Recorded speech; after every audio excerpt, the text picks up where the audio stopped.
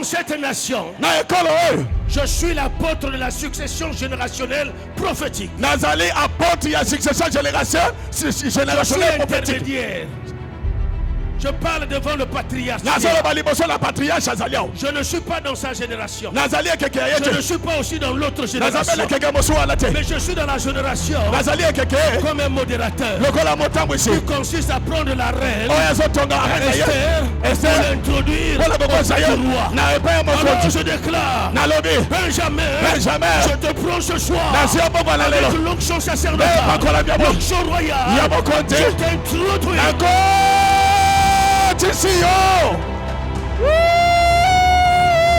Nous sommes dans le temps de succession prophétique apostolique. Il y a une génération qui s'en va. Il y a une génération qui arrive. Et on ne peut pas s'opposer à cela. Parce que cela est déjà écrit dans l'histoire. Moïse doit partir. Josué doit venir. Quels sont les critères? Est-ce que Josué a servi Moïse? Oui. Est-ce que Josué a obéi à Moïse? Oui. Est-ce que Josué a entretenu Moïse? Oui. Est-ce que Josué était là où Moïse se trouvait? Encore oui. Et si ces critères-là s'accomplissent sur quelqu'un,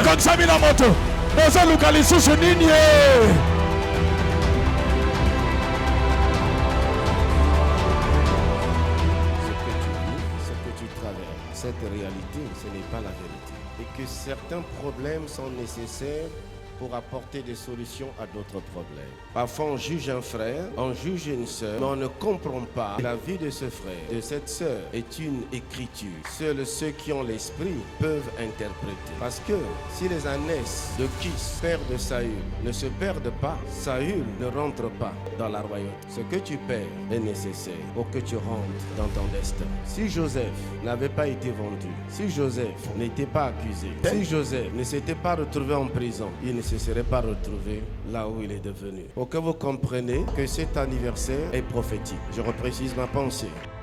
C'est un anniversaire prophétique. Parce que vous avez parlé de l'histoire. Mais qui écrit l'histoire? J'ai entendu le thème, l'histoire continue avec un. Mais moi je voudrais dire que l'histoire continue de s'inscrire avec le Saint-Esprit. Parce que les actes des apôtres ne se sont pas encore arrêtés.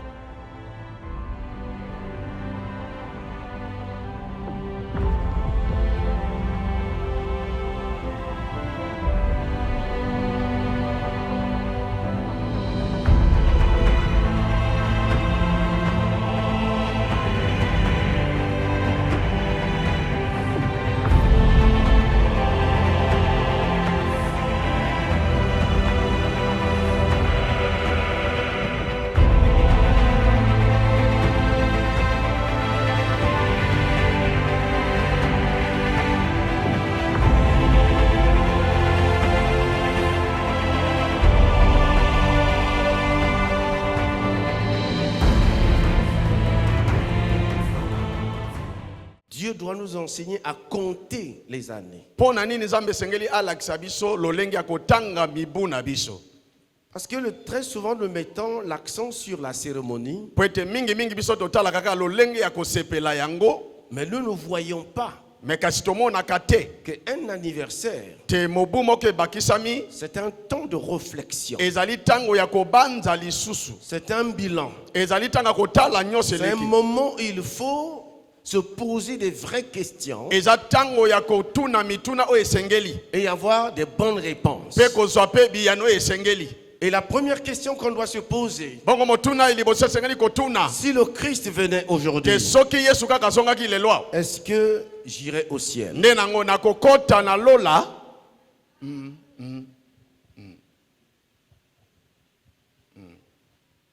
La deuxième question qu'on doit se poser est la suivante.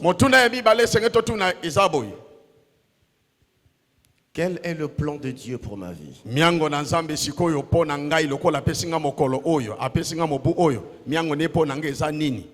Le problème n'est pas de vivre longtemps. Mais le problème est de vivre et de faire ce pourquoi Dieu t'a envoyé. Tu peux vivre 100 ans et ne rien faire. Mais tu peux vivre 20 ans, 30 ans, mais accomplir le plan de Dieu. C'est pour cette raison que je te pose la question. Qu'est-ce que tu fais réellement sur la terre? Oui. Enseigne-nous. Parce que nous sommes tellement dans la distraction et que nous sommes incapables de faire la lecture prophétique, la notion du temps. Parce que le temps n'existe pas. Albert Einstein l'a bien démontré. Il n'existe que des périodes de temps.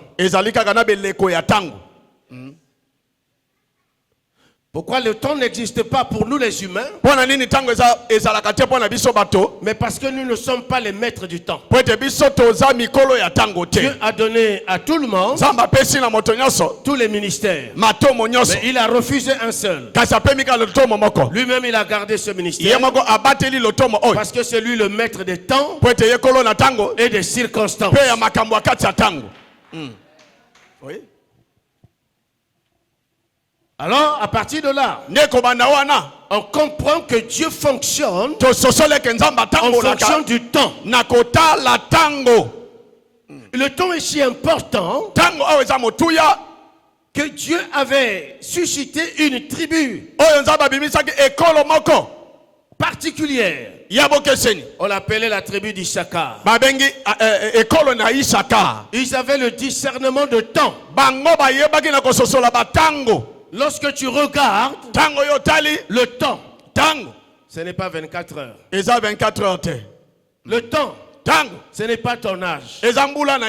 C'est pourquoi il est dit ici que 1000 ans pour Dieu, c'est comme un jour qui vient de passer. Qu'est-ce que je veux dire par là? Ce qui s'est passé, c'est déjà passé. Mais ne soyez pas prisonniers. Ne soyez pas esclaves de votre passé. Le passé instruit le présent, instruit le futur. Mais votre avenir n'est pas derrière vous. Mais votre avenir est devant vous.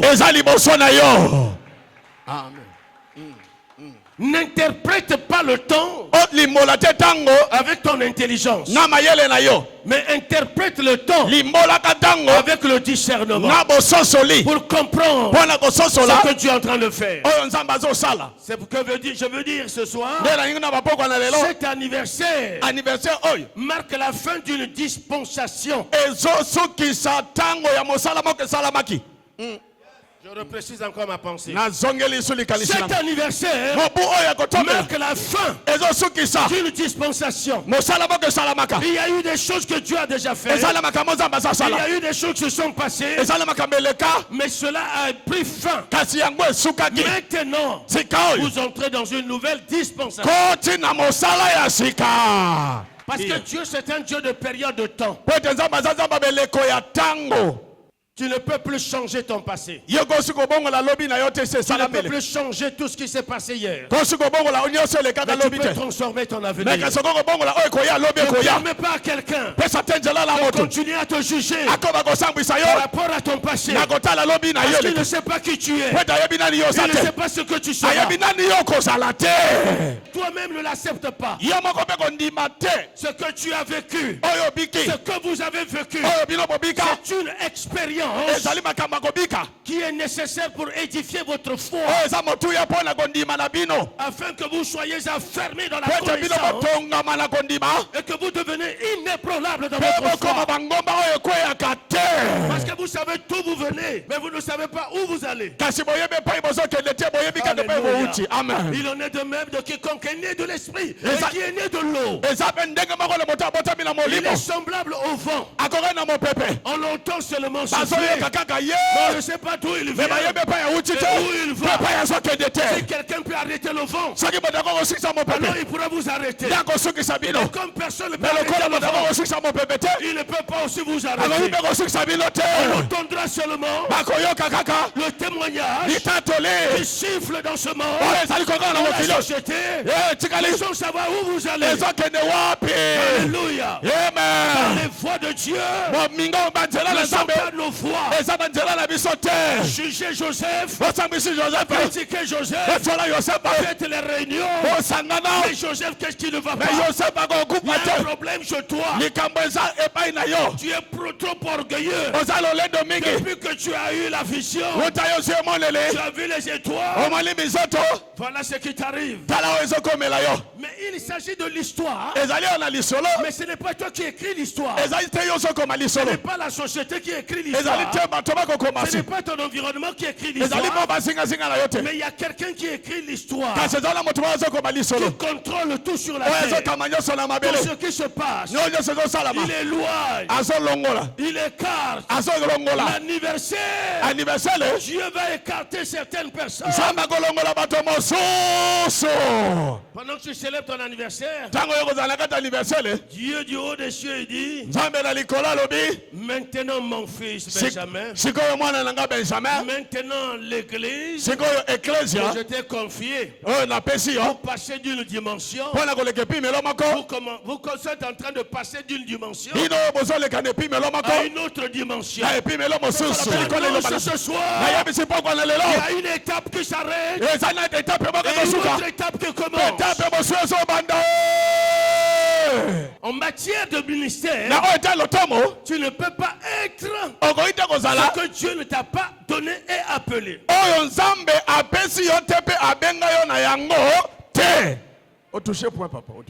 Alléluia. Amen. La position qu'on tient, on le tient de la part de cet homme. C'est lui qui choisit qui il veut. Il abaisse aussi qui il veut. Là, je rentre dans le domaine dans lequel je suis établi. Le domaine de l'onction du Saint-Esprit. Dieu élève, lorsqu'il s'agit de l'onction royale, par rapport à une mission précise. En ce qui concerne Saül, il s'agit de combattre les Philistins. Il n'y a pas un concours pour cela. L'onction royale dépend exclusivement de Dieu lui-même. Les gens confondent l'onction sacerdotale et l'onction du lépreux. L'onction du lépreux, c'est cette onction-là à travers laquelle le Saint-Esprit convainc notre cœur. Et en ce moment-là, nous recevons Jésus comme sauveur et Seigneur personnel. Parce que à cette époque, le souverain sacrificateur ou le sacrificateur sortait du camp. Il sortait du camp pour aller rencontrer le lépreux. Et lorsqu'il rencontrait le lépreux, la lèpre symbolise le péché. Et à travers lui d'onction, il déclarait le lépreux pur afin de l'intégrer. Et nous aussi, nous étions dans le monde et le Saint-Esprit est venu frapper à notre cœur et nous avons accepté Jésus-Christ comme sauveur et Seigneur personnel et nous sommes rentrés dans le royaume de Dieu, dans l'église, par cette onction, car nul ne peut venir à Jésus si le Père ne l'attire. Alléluia. Si vous êtes là, c'est que le Père vous a attiré, c'est que l'onction du Saint-Esprit a accompli son œuvre sur vous. Quelqu'un me le dira comment, pasteur? Lorsque la terre était informe et vide, lorsque la terre était informe et vide, il y avait son excellence, le Saint-Esprit qui se mouvait au-dessus des eaux. Et à partir de cet instant, on attendait simplement la parole. Sans le Saint-Esprit, rien ne peut se faire. Sans le Saint-Esprit, vous ne pouvez rien faire. L'Église a besoin du Saint-Esprit. L'Église est dans le Saint-Esprit. L'Église ne peut avancer qu'avec le Saint-Esprit. Faites ce que vous voulez. Mais il faut que le Saint-Esprit soit là.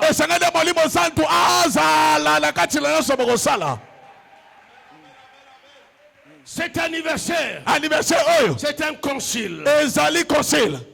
Je dis un concile. Je parle comme prophète. Ne me jugez pas. Lorsqu'il y a eu le premier concile, parce qu'il avait un problème. Lorsqu'il y a eu le premier concile, parce qu'il y avait un problème. Mais Jacques prenant la parole, il a dit ceci. Il a semblé bon au Saint-Esprit et à nous. Qu'est-ce que le Saint-Esprit? Dans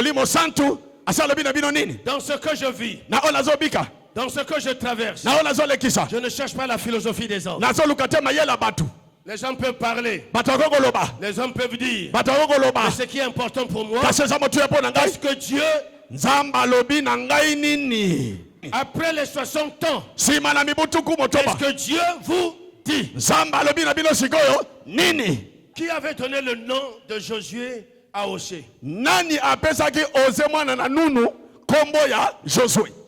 Je vous pose la question. Qui avait donné le nom? Mais c'est Moïse. Est-ce que Moïse était le père biologique de Mose? Je vous ai dit que c'est le prophète qui parle ce soir.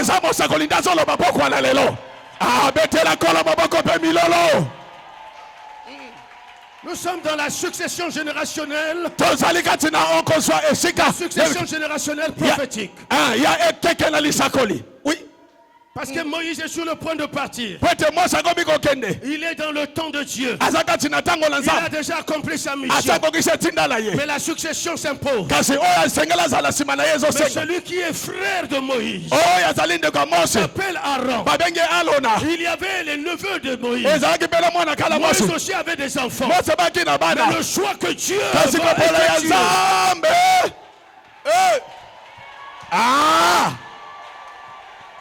Je suis le prophète de la nation. Je ne m'en fous de ce que vous êtes en train de faire.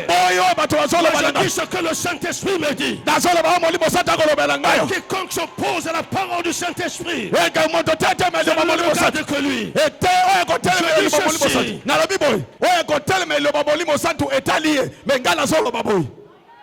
il a dit, ce n'est pas vous qui m'avez choisi, mais c'est moi qui vous ai choisi. Dans l'œuvre de Dieu, on ne se choisit pas, on est choisi.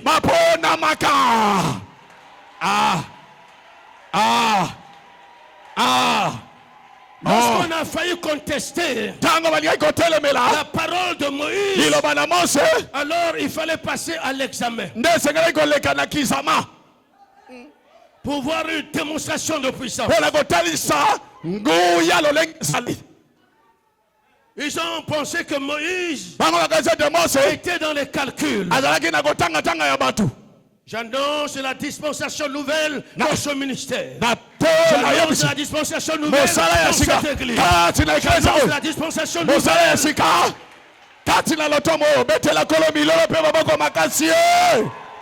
Alléluia. Dans cette nation, je suis l'apôtre de la succession générationnelle prophétique. Je suis intermédiaire. Je parle devant le patriarche. Je ne suis pas dans sa génération. Je ne suis pas aussi dans l'autre génération.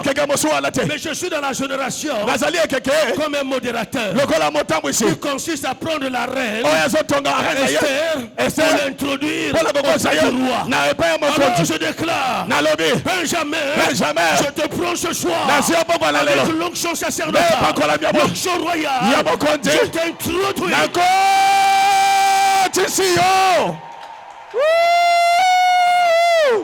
Cet anniversaire, je vous ai dit que c'est un anniversaire prophétique. Je ne suis jamais venu ici.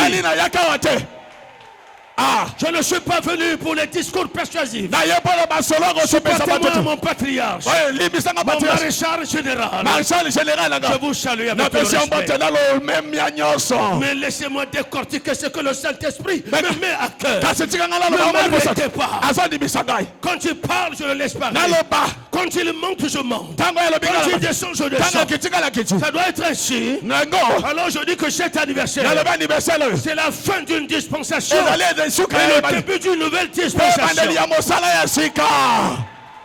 Bible dit nous sommes dans le temps de succession prophétique apostolique. Il y a une génération qui s'en va. Et il y a une génération qui arrive. Et on ne peut pas s'opposer à cela. Parce que je l'ai déjà écrit dans l'histoire. Moïse doit partir. Josué doit venir.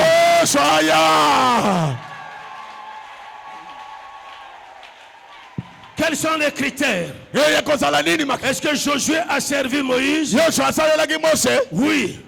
Est-ce que Josué a obéi à Moïse? Oui. Est-ce que Josué a entretenu Moïse? Oui. Est-ce que Josué était là où Moïse se trouvait? Encore oui. Et si ces critères-là s'accomplissent sur quelqu'un,